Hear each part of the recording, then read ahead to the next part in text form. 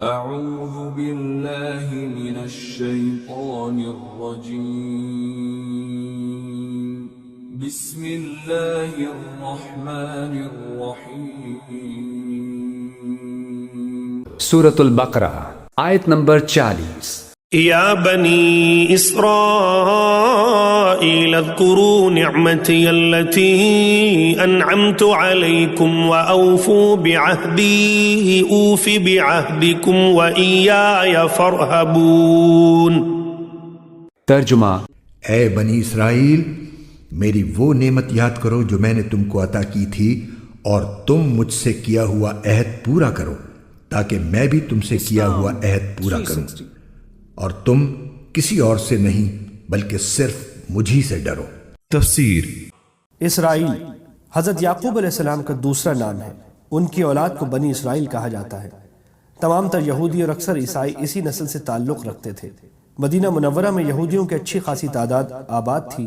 اور رسول اکرم صلی اللہ علیہ وسلم نے مدینہ منورہ پہنچنے کے بعد نہ صرف ان کو اسلام کی دعوت دی تھی بلکہ ان سے امن کا معاہدہ بھی فرمایا تھا۔ لہٰذا اس مدنی صورت میں زیر نظر آیت سے آیت 143 تک مسلسل بنی اسرائیل کا تذکرہ ہے، جس میں انہیں اسلام کی دعوت بھی دی گئی ہے اور ان کو نصیحت کرنے کے ساتھ ان کی بدعنوانیوں پر متنبہ بھی کیا گیا ہے۔ شروع میں ان کو یاد دلایا گیا ہے کہ اللہ تعالیٰ نے ان پر کیسے کیسے انعامات فرمائے تھے۔ اس کا تقاضا یہ تھا کہ وہ اللہ تعالیٰ کے شکر گزار ہو کر اس عہد کو پورا کرتے جو اللہ تعالیٰ نے ان سے لیا تھا کہ وہ تورات پر ٹھیک ٹھیک عمل کریں گے اور اللہ کے بھیجے ہوئے ہر نبی پر ایمان لائیں گے، لیکن انہوں نے تورات پر عمل کرنے کے بجائے اس کی من مانی تعویلیں شروع کر دیں اور اس کے احکام کو بدل ڈالا۔ چونکہ اس طرز عمل کی ایک وجہ یہ بھی تھی کہ حق کو قبول کرنے کی صورت میں انہیں اپنے ہم مذہب لوگوں کا ڈر تھا کہ کہیں وہ ان سے بدظن نہ ہو جائے۔ اس لیے ان دو آیتوں کے آخر میں فرمایا گیا ہے کہ مخلوق سے ڈرنے کے بجائے انہیں اللہ سے ڈرنا چاہیے اور اللہ کے سوا کسی کا خوف دل میں نہیں رکھنا چاہیے۔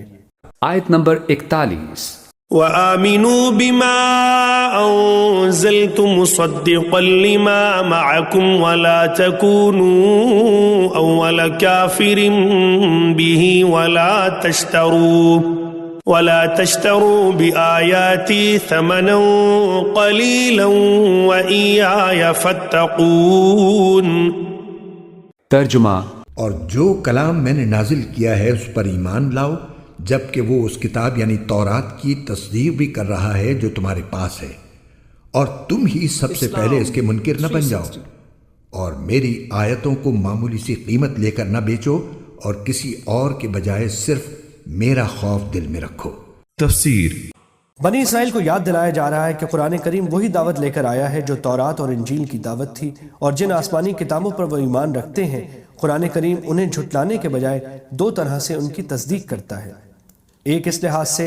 کہ وہ یہ تسلیم کرتا ہے یہ کتابیں اللہ ہی کی نازل کی ہوئی تھی، اور یہ بات الگ ہے کہ بعد کے لوگوں نے ان میں کافی رد و بدل کر ڈالا جس کی حقیقت قرآن نے واضح فرمائی۔ اور دوسرے، قرآن اس حیثیت سے ان کتابوں کی تصدیق کرتا ہے کہ ان کتابوں میں آخری نبی کی تشریف آوری کی جو پیشن گوئیاں کی گئی تھیں قرآن کریم نے انہیں سچا کر دکھایا۔ اس کا تقاضا یہ تھا کہ بنی اسرائیل عرب کے بت پرستوں سے پہلے اس پر ایمان لاتے، لیکن ہو یہ رہا ہے کہ جس تیز رفتاری سے بت پرست اسلام لا رہے ہیں اس رفتار سے یہودی ایمان نہیں لا رہے، اور اس طرح گویا بنی اسرائیل قرآن کی تکذیب میں پیش ہیں۔ اس لیے کہا گیا کہ تم ہی سب سے پہلے اس کے منکر نہ بن جاؤ۔ بعض یہودیوں کا طریقہ یہ بھی تھا کہ وہ رشوت لے کر تورات کی تشریح عام لوگوں کی خواہشات کے مطابق کر دیا کرتے تھے، اور بعض اوقات اس کے احکام کو چھپا لیتے تھے۔ ان کے اس طرز عمل کی طرف اشارہ کرتے ہوئے فرمایا گیا،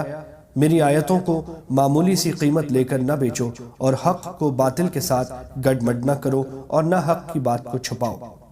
آیت نمبر 42۔ ولا تلبسوا الحق بالباطل وتكتموا الحق وأنتم تعلمون۔ ترجمہ: اور حق کو باطل کے ساتھ گڈمڈ نہ کرو اور نہ حق بات کو چھپاؤ،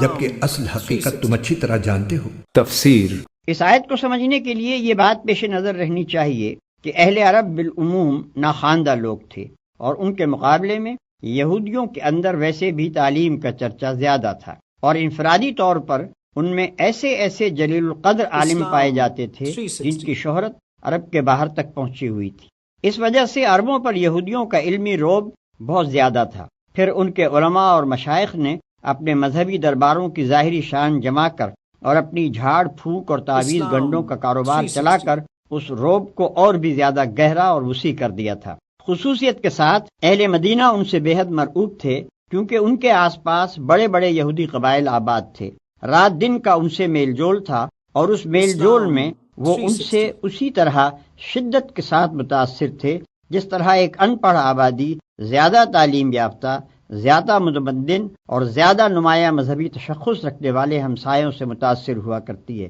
ان حالات میں جب نبی صلی اللہ علیہ وسلم نے اپنے آپ کو نبی کی حیثیت سے پیش کیا اور لوگوں کو اسلام کی طرف دعوت دینی شروع کی، تو قدرتی بات تھی کہ ان پڑھ عرب اہل کتاب یہودیوں سے جا کر پوچھتے کہ آپ لوگ بھی ایک نبی کے پیرو ہیں اور ایک کتاب کو مانتے ہیں؟ آپ ہمیں بتائیں کہ یہ صاحب جو ہمارے اندر نبوت کا دعویٰ لے کر اٹھے ہیں، ان کے متعلق اور ان کی تعلیم کے متعلق آپ کی کیا رائے ہے؟ چنانچہ یہ سوال مکے کے لوگوں نے بھی یہودیوں سے بارہا کیا، اور جب نبی صلی اللہ علیہ وسلم مدینہ تشریف لائے تو یہاں بھی بکثرت لوگ یہودی علماء کے پاس جا جا کر یہی بات پوچھتے تھے، مگر ان علماء نے کبھی لوگوں کو صحیح بات نہ بتائی۔ ان کے لیے یہ کہنا تو مشکل تھا کہ وہ توحید جو محمد صلی اللہ علیہ وسلم پیش کر رہے ہیں غلط ہے، یا انبیاء اور کتب آسمانی اور ملائکہ اور آخرت کے بارے میں جو کچھ آپ کہہ رہے ہیں اس میں کوئی غلطی ہے، یا وہ اخلاقی اصول جن کی آپ تعلیم دے رہے ہیں ان میں سے کوئی چیز غلط ہے۔ لیکن وہ صاف صاف اس حقیقت کا اعتراف کرنے کے لیے بھی تیار نہ تھے کہ جو کچھ آپ پیش کر رہے ہیں وہ صحیح ہے۔ وہ نہ سچائی کی کھلی کھلی تردید کر سکتے تھے، نہ سیدھی طرح اس کو سچائی مان لینے پر آمادہ تھے۔ ان دونوں راستوں کے درمیان انہوں نے طریقہ یہ اختیار کیا تھا کہ ہر سائل کے دل میں نبی صلی اللہ علیہ وسلم کے خلاف، آپ کی جماعت کے خلاف اور آپ کے مشن کے خلاف کوئی نہ کوئی وسوسہ ڈال دیتے تھے، کوئی الزام آپ پر چسپاں کر دیتے تھے، کوئی ایسا شوشہ چھوڑ دیتے تھے جس سے لوگ شکوک و شبہات میں پڑ جائیں، اور طرح طرح کے الجھن میں ڈالنے والے سوالات چھیڑ دیتے تھے تاکہ لوگ ان میں خود بھی الجھیں اور نبی صلی اللہ علیہ وسلم اور آپ کے پیرووں کو بھی الجھانے کی کوشش کریں۔ ان کا یہی رویہ تھا جس کی بنا پر ان سے فرمایا جا رہا ہے کہ حق پر باطل کے پردے نہ ڈالو، اپنے جھوٹے پروپیگنڈے اور شریرانہ شبہات و اعتراضات سے حق کو دبانے اور چھپانے کی کوشش نہ کرو، اور حق و باطل کو خلط ملط کر کے دنیا کو دھوکہ نہ دو۔